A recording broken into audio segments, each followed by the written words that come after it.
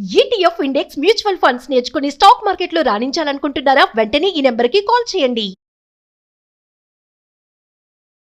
నమస్తే, welcome to Suman TV. నేను పద్మిని. ప్రస్తుతంతో పాటు ప్రముఖ ఆధ్యాత్మికవేత్త, జ్యోతిష రత్న, వాస్తు జ్యోతిష పండితులు డాక్టర్ సూరంపూడి భానుకోటేశ్వరి గారు మనతో పాటు ఉన్నారు. మాట్లాడదాం. మేడం నమస్తే. మేడం జై శ్రీరామ్, శ్రీమాత్రే నమః, శ్రీ గురుభ్యో నమః. ముందుగా మీకు శ్రీ పరాభావన సంవత్సర ఉగాది శుభాకాంక్షలు మేడం. ధన్యవాదాలు పద్మిని. మీకు మరియు సుమన్ టీవీని వీక్షిస్తున్న వీక్షకులందరికీ కూడా పరాభవ నామ సంవత్సర శుభాకాంక్షలు.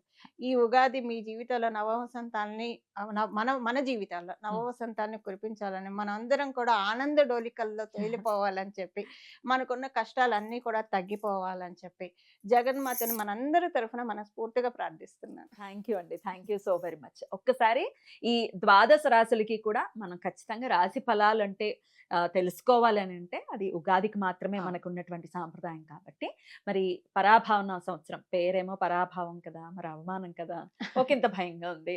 మరి అంత భయపడాల్సిన అవసరం ఉందా? ద్వాదశ రాశులకి కూడా ఎటువంటి ఫలితాలను ఇవ్వబోతోంది? గోచారం ఒక్కసారి మీ ద్వారా తెలుసుకోవాలనుకుంటున్నాను. తప్పకుండా పద్మిని.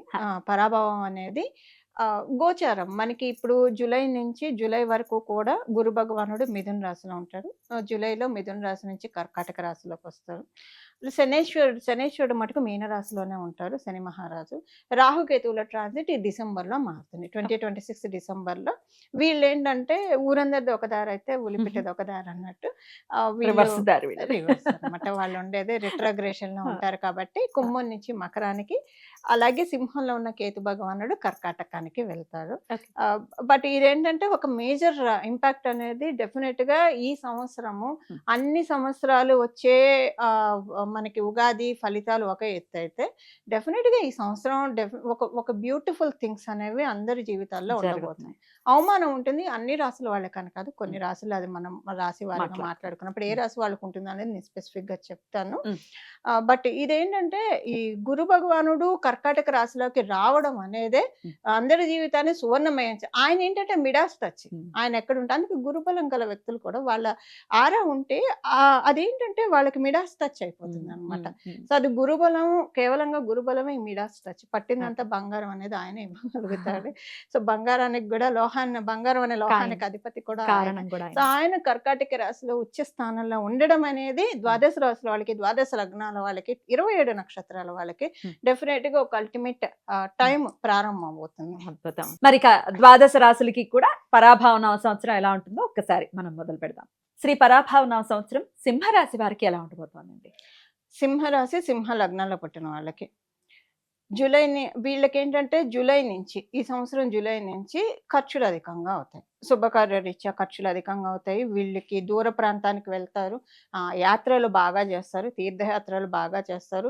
తీర్థయాత్రలు అని కాకపోయినా కూడా ఏదన్నా ఒక పని మీద ఒక ప్లేస్కి వెళ్ళాలి. సపోజ్ తల్లిదండ్రులు ఉన్నారు అనుకోండి పద్మిని, వాళ్ళ పిల్లలు ఫారెన్లో ఉన్నారు, వీళ్ళు ఎప్పటికప్పుడు వెళ్ళాలనుకుంటున్నారు, వీసా ఇష్యూస్ వల్ల వెళ్ళట్లేదు అనుకోండి, ఈ సంవత్సరం దానికి కర్టన్ రైజర్ అవుతుంది. ప్రశాంతంగా వెళ్ళేసి వస్తారు. ఇదేంటి వీసా ఇంత సులువుగా అవుతుందా, అంతకు ముందు అసలు వీసా వస్తుందా మాకు అని అనుకున్న వాళ్ళు కూడా ఇంత సింపుల్ వాళ్ళే చెప్తారు. బయట ఎవరైనా టెన్షన్ పడుతుంటే సింపుల్ గా అయిపోతుందండి టెన్షన్. ఎందుకంటే వీళ్ళు పాపం ఆ టెన్షన్ ఫేస్ చేసి ఉంటారు కదా.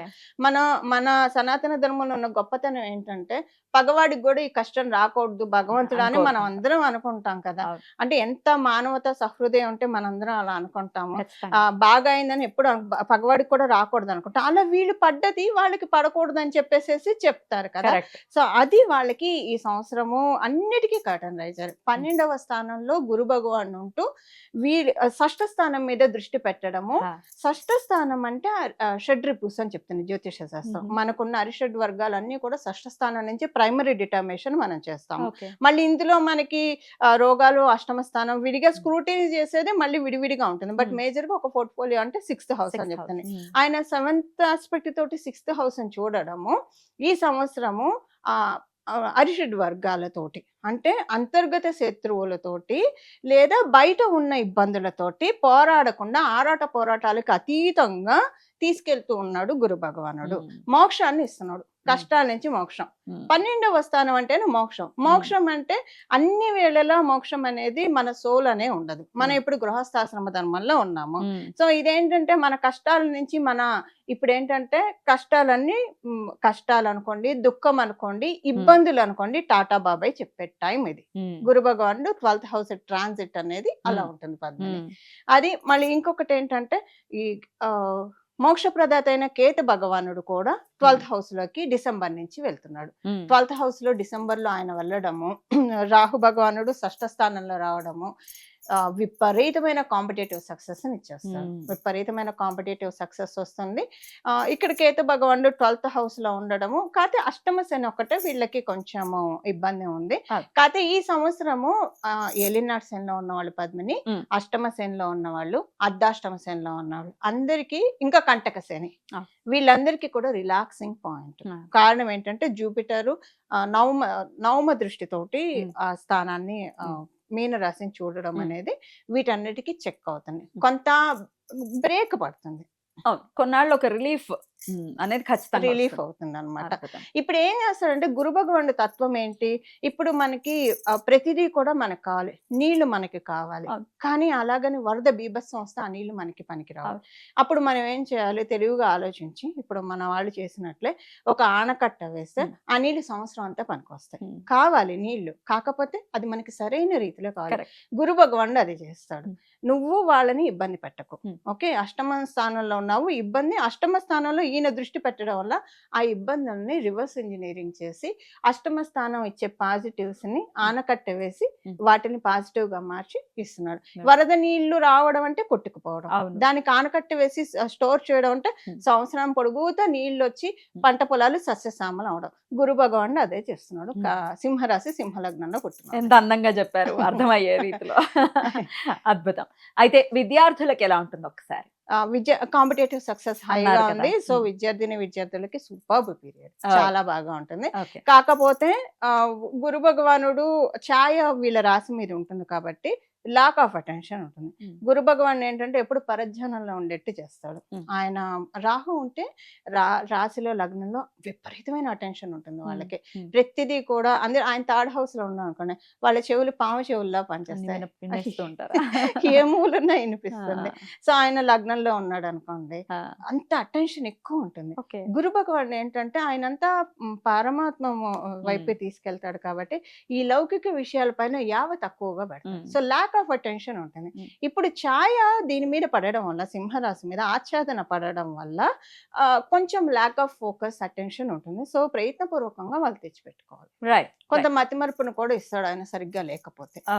సో అది కొంచెం వాళ్ళు కాన్సన్ట్రేషన్ లెవెల్స్ ని డెవలప్ చేసుకోవాలి. యోగా, మెడిటేషన్ ఇలాంటివి చేస్తే, మంత్రజపం ఇలాంటివి చేస్తే అవి బాగా ఉంటాయి. ఓకే, వివాహానికి ప్రయత్నం చేస్తున్న వారికి వివాహ యోగం ఉందంటారా?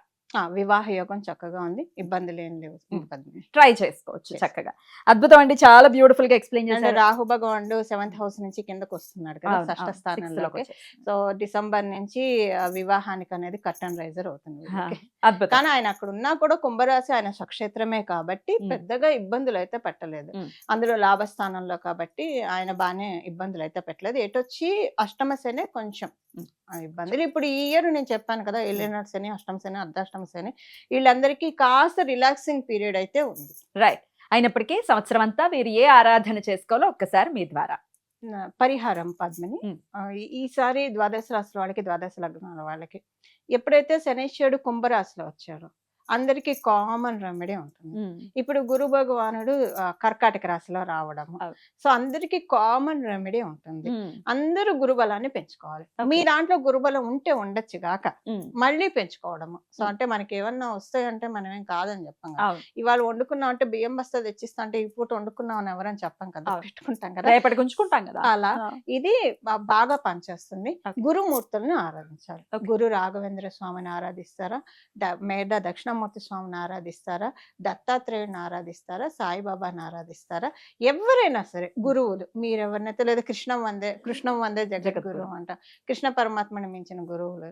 సో ఇలాగ ఆరాధిస్తూ అమ్మవారు గురుమూర్తి రూపంలో ఉంటుంది. గురుమూర్తి, గురుమాత, గోమాత, గుహజన్మభూమి అని మనకి లలిత సహస్రనామంలో ఉంటుంది. సో గురుమూర్తి రూపంలో అమ్మవారు రాజశ్యామల అమ్మవారి రూపంలో, సరస్వతి అమ్మవారి రూపంలో మనకి ఉంటారు. వాళ్ళనైనా ఆరాధించవచ్చు.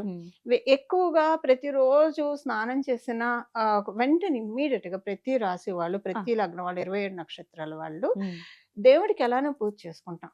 ఒక్క 5 నిమిషాలు మీ డేలో దక్షిణామూర్తి స్వామివారి వంక చూడడం అనేది ఒక ప్రాక్టీస్ గా పెట్టుకోవాలి, అలవాటు చేసుకోవాలి. ఇప్పుడు జన్మ జాతకంలో గురుబలం లేని వాళ్ళకి ఇప్పుడు ఆ గోచారంలో అవకాశం ఇస్తుంది వాళ్ళు స్ట్రెంగ్ చేసుకోవడానికి. జూపిటర్ బలం అందరికీ కావాలి. జూపిటర్ బలం ఉంటే ఆయన కాపాడేది మామూలుగా ఉండదు, ఒక సపోర్ట్ అనేది దొరుకుతుంది. ఇంకా ఆయనకి ఎవరు అడ్డు కూడా చెప్పలేరు, ఎంత అడ్డు చెప్పినా ఈయన కాపాడేస్తాడు అంతే. ఎందుకంటే దేవదానాలకు యుద్ధం అయినప్పుడు ఎండ్ ఆఫ్ ద డే దానవులు ఓడిపోతారు, దేవతలు గెలుస్తారు. సో ఈ మన లైఫ్ లో ఉన్న ఈ దేవదానవ సంగ్రామంలోంచి మనము ఒక దానవులు అంటే కష్టాలు అనుకుందాం కాసేపు, కష్టాల నుంచి బయటపడి విజయాన్ని కైవసం చేసుకోవాలంటే దేవతా బలం కావాలి, గురు బలం కావాలి. సో దక్షిణామూర్తి స్వామివారి ఆరాధన ఎవరిదైనా ఆరాధన చేసుకోవాలి. వాస్తు పండితులు కూడా కాబట్టి మీరు ఒక ఇంట్లో ఖచ్చితంగా ఈ దిక్కున స్వామి పటం ఉండాలి అనేది ఏదైనా దిక్కుందా, అక్కడ మేము పెట్టుకుని ఖచ్చితంగా చూసే విధానాన్ని ఒక్కసారి చెప్తారా? చాలా మంచి ప్రశ్న తీసుకున్నారు. ఇప్పుడు ఈ ప్రశ్న చాలా ఆప్ట్, అందుకే మీరంటే కరెక్ట్ గా రైట్ టైంలో రైట్ ప్రశ్న అడుగుతారు. ఈ వాస్తు శాస్త్రం ప్రకారం మనం చూసుకున్నాం, మనకి వేదాల్లో అంటే పురాణాల్లో ఉన్న శాస్త్ర విషయం కూడా, ఇంట్లో ఉత్తరం గోడకి దక్షిణామూర్తి స్వామివారి బొమ్మ ఉంటే మంచిది. అంటే ఉత్తరానికి ఉంటాడు ఆయన, దక్షిణానికి చూస్తూ ఉంటాడు. దక్షిణానికి చూస్తే ఇప్పుడు మనం ప్రాక్టికల్ గా మాట్లాడుకుంటే, మనం జనరల్ గా లౌకికంగా ప్రాక్టికల్ అనుకుంటాం, ఆత్మపరంగా ప్రాక్టికల్ గా మాట్లాడుకుంటే మనకి మళ్ళీ లైఫ్ చక్రంలో మనం పడకూడదు కదా. మనం బోల్డ్ అన్ని లోకాలు ఉన్నాయి, తపోలోకంలోకి వెళ్ళాలో లేదా ఏదో ఒక లోకంలో వెళ్ళాలి. అలా వెళ్ళాలంటే దక్షిణం వైపు వచ్చే దానికి మనం అడ్డుగోడ వేయాలి, అది మనతో కాదు. దక్షిణామూర్తి స్వామి వారే. ఎప్పుడైతే మనం ఉత్తరం వైపు చూడడం అనేది మనం ఊర్ధ్వముఖంగా వెళ్ళడం, దక్షిణం వైపు చూడడం అనేది అధోముఖంగా వెళ్ళడం. సో ఈ అధోముఖం నుంచి మనల్ని తప్పించి ఊర్ధ్వముఖంలో మనల్ని అప్లిఫ్ట్ చేసేది కేవలంగా ఒక గురు భగవానుడే కదా. దీనికి కేతు బలం కూడా తోడు కావాలి.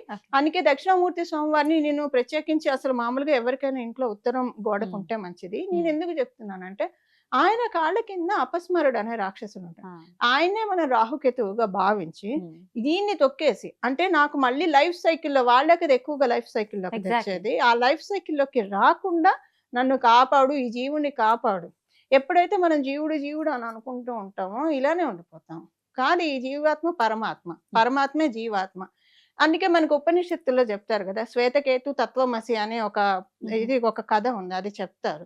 సో అంటే తత్వమసి తత్వం మనం తెలుసుకోవాలి, అది మనకిచ్చేది కేవలంగా దక్షిణామూర్తి స్వామి వారు. అద్భుతం. లేదా ఏ గురు రూపమైనా పెట్టుకోవచ్చు. ఉత్తర గోడకి మాత్రం ఖచ్చితంగా దక్షిణామూర్తి పటాన్ని పెట్టుకుని ఆయన్ని అసలు ఎంత సుందరంగా ఉంటారో, అంటే ఎంత ప్రశాంత చిత్తులై ఉంటారో చిన్ముద్రతోటి. ఖచ్చితంగా అలా మనం పెట్టుకుంటే మన ఇంటికి ఎవరైనా వచ్చినా పద్మిని, మీ ఇంటికి వస్తే దేవాలయానికి వచ్చినట్టు ఖచ్చితంగా చెప్పే తీరుతారు పద్మిని, అందులో డౌటే లేదు. అద్భుతం. హాయిగా ఉంది, మీ ఇంటికి వస్తే ఒక దేవాలయం లాగా ఉంది, ప్రశాంతంగా ఉంది, అంటే మన చోటి ఉండాలి అని అనుకుంటారు. ఇది ఏంటంటే స్వామివారి గొప్పతనం. మనం ఆయన వంక చూసినా చూడకపోయినా ఆయన రేస్ మనకి పడుతూ ఉంటాయి, చూసారు. అది మనకి అసలు అలా చూసుకుంటే, ఆత్మతత్వంగా చూసుకుంటే, మన మనసులో మొత్తం ఇక్కడంతా కూడా నా చుట్టూ దక్షిణామూర్తి స్వామివారు ఉన్నారని మనం భావించుకుంటే మన ఒక బ్యూటిఫుల్ ఆరాలు ఉన్నట్లు. ఖచ్చితంగా చాలా అద్భుతంగా మాకు తెలియజేశారు. ద్వాదశ రాశుల వాళ్ళకి కూడా ఈ పరాభావన సంవత్సరం ఎలా ఉండబోతోంది అనేది సవివరంగా తెలియజేశారు. చెప్పినటువంటి పాయింట్స్ అన్నిటినీ కూడా వారి రాశి రీత్యా ఖచ్చితంగా దృష్టిలో పెట్టుకుని చాలా మటుకు మంచి యోగవంతమైనటువంటి సంవత్సరంగానే ఉండబోతోంది అనేది నాకు అర్థమైనటువంటి విషయం. అది గురు భగవానుడి చేత. సో అందరం కూడా సంతోషంగా ఉండాలి ఈ సంవత్సరం అంతా అని మనస్ఫూర్తిగా కోరుకుంటూ చాలా చక్కటి వివరణను అందించారండి. కృతజ్ఞతలు. నమస్కారం అండి. మంగళం. నమో భగవతే వాసుదేవాయ.